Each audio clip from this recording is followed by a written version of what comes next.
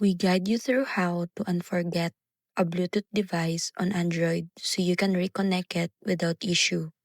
First thing you need to do is turn on Bluetooth on your Android phone and make sure the device you want to reconnect is powered on and in pairing mode.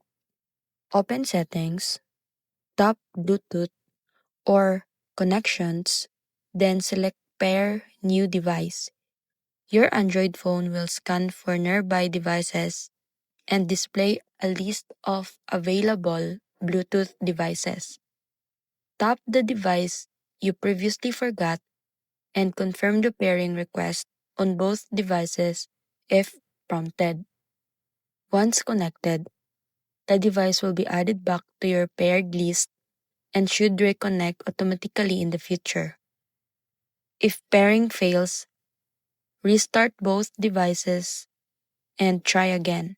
This method allows you to quick restore Bluetooth connections without resetting your phone